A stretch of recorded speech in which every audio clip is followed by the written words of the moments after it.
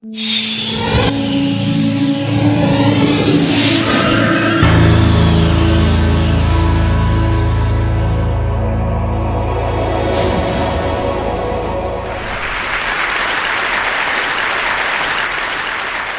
want to start with a game, okay? And to win this game, all you have to do is see the reality that's in front of you as it really is, all right? So we have two panels here of colored dots, and one of those dots is the same in the two panels, okay? And you have to tell me which one.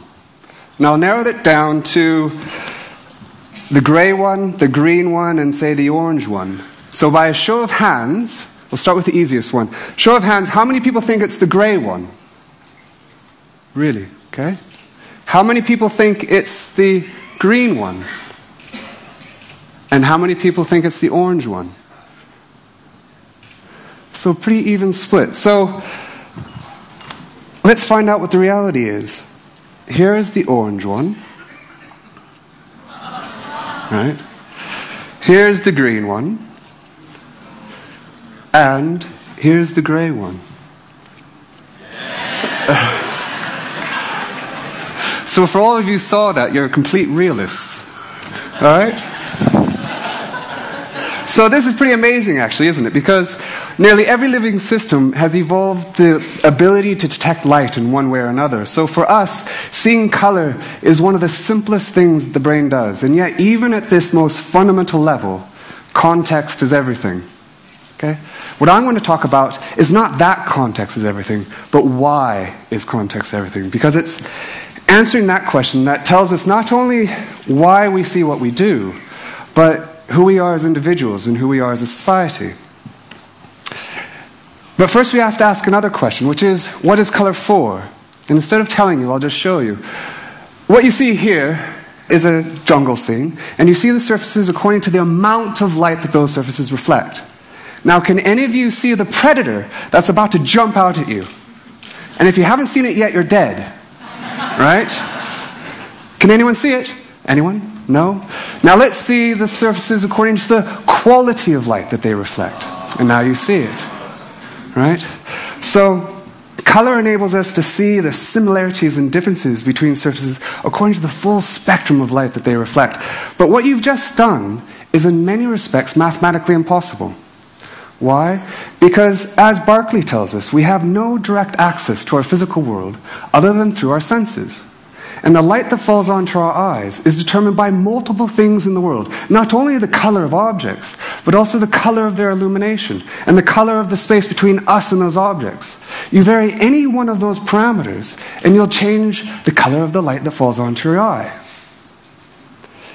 This is a huge problem because it means that the same image could have an infinite number of possible real-world sources. So let me show you what I mean. Imagine that this is the back of your eye, okay? And these are two projections from the world. They're identical in every single way.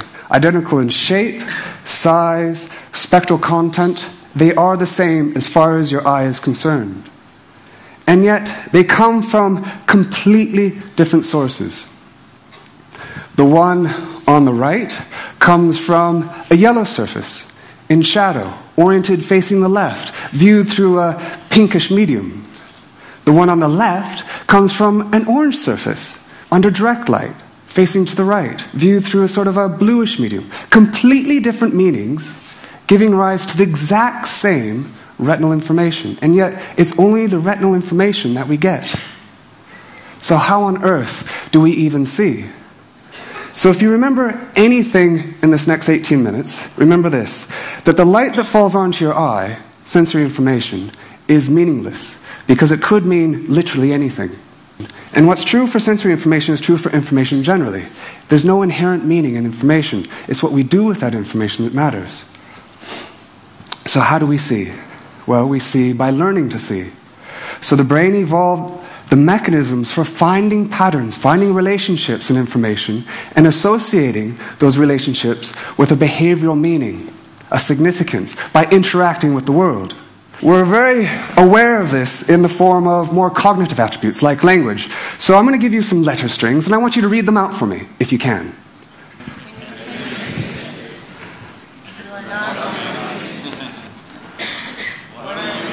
What are you reading? Half the letters are missing, right? There's no a priori reason why an H has to go between that W and A, but you put one there. Why? Because in the statistics of your past experience, it would have been useful to do so.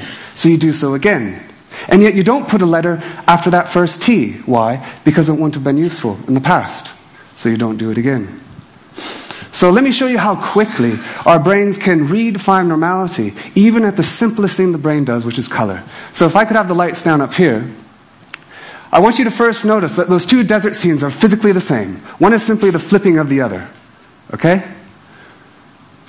Now I want you to look at that dot between the green and the red.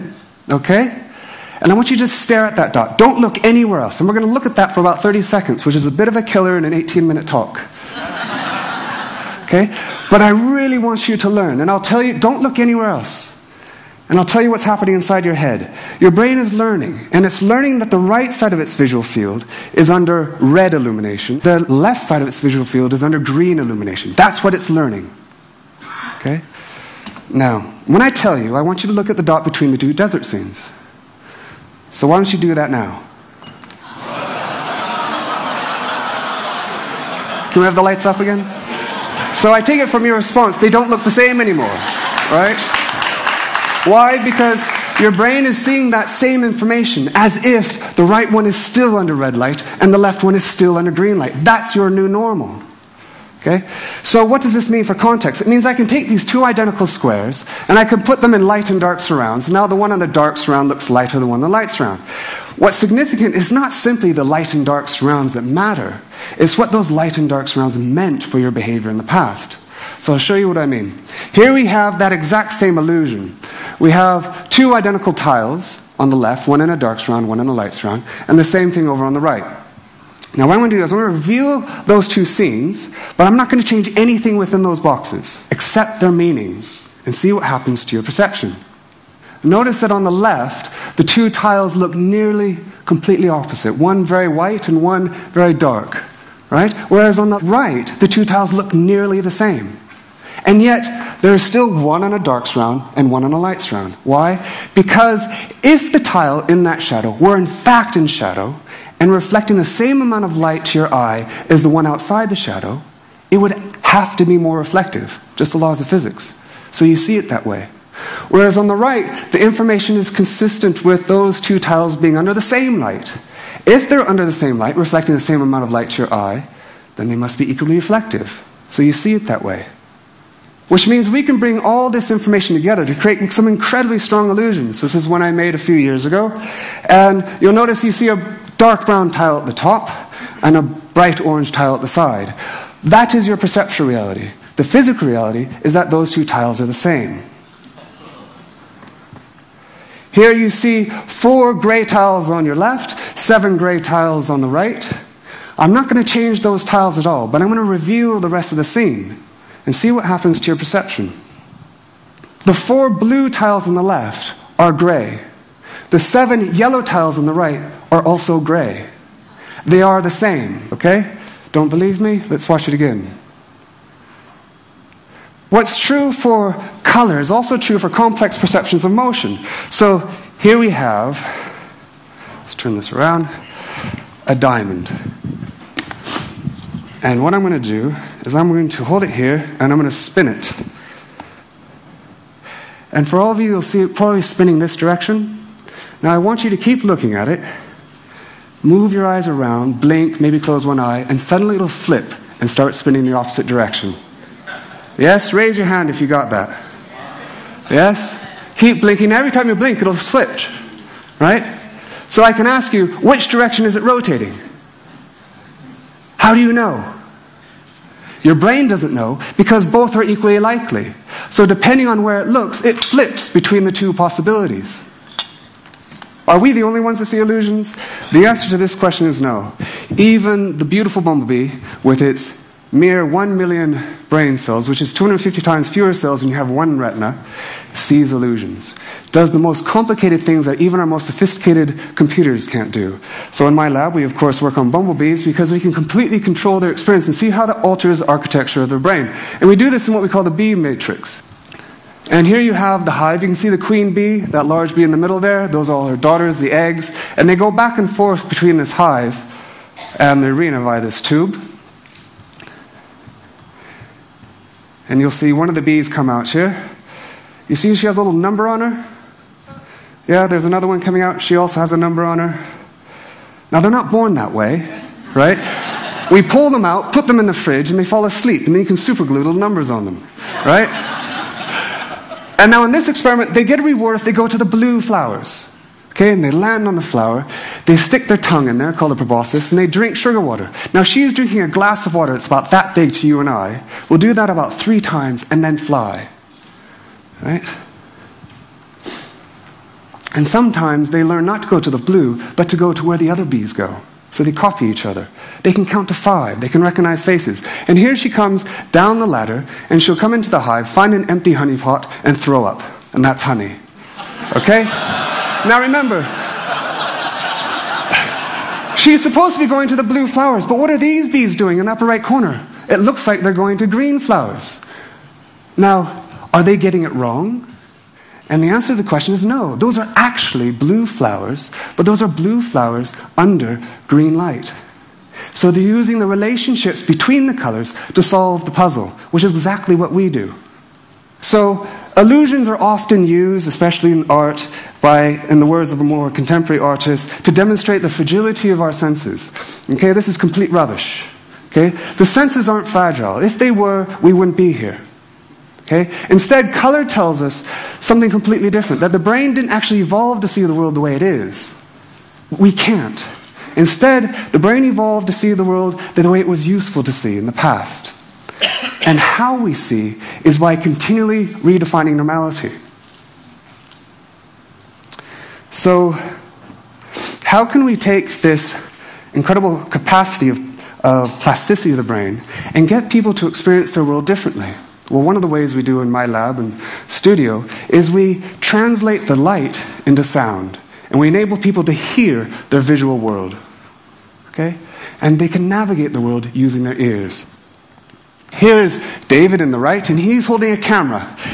On the left is what his camera sees. And you'll see there's a line, a faint line going across that image. That line is broken into 32 squares. And each square, we calculate the average color, and then we just simply translate that into sound. And now he's going to turn around, close his eyes, and find a plate on the ground with his eyes closed.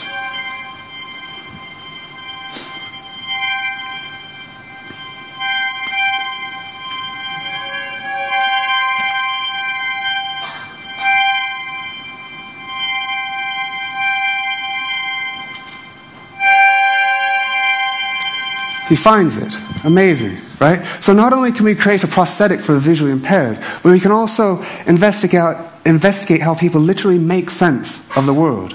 But we can also do something else. We can also make music with color. So working with kids, they created images, thinking about what might the images we see sound like if we could listen to them. And then we translated these images. And this is one of those images. And this is a 6-year-old child composing a piece of music for a 32-piece orchestra. And this is what it sounds like.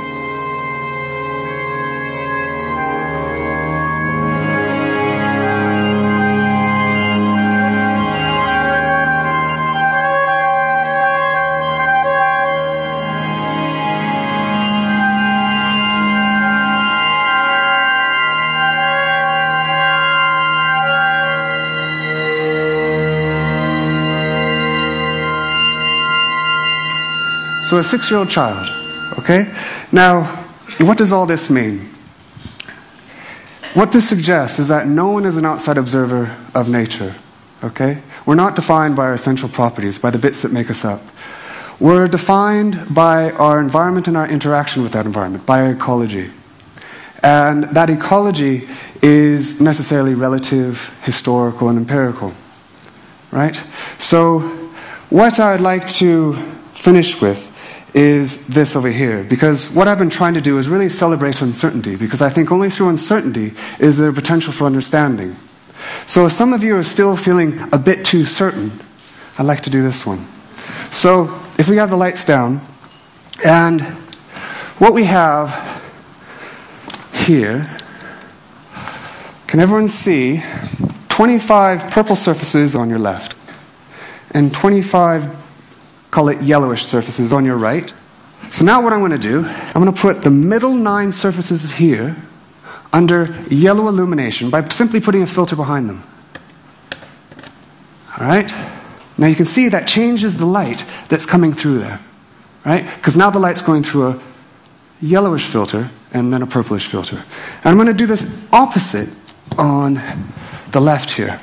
I'm going to put the middle 9 under a purplish light. Okay?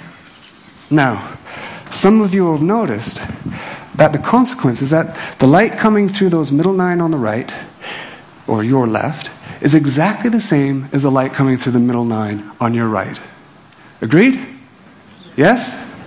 Okay, so they are physically the same. Let's pull the covers off. Now remember, you know that the middle 9 are exactly the same. Do they look the same? No. Question is that an illusion? And I'll leave you with that. So thank you very much.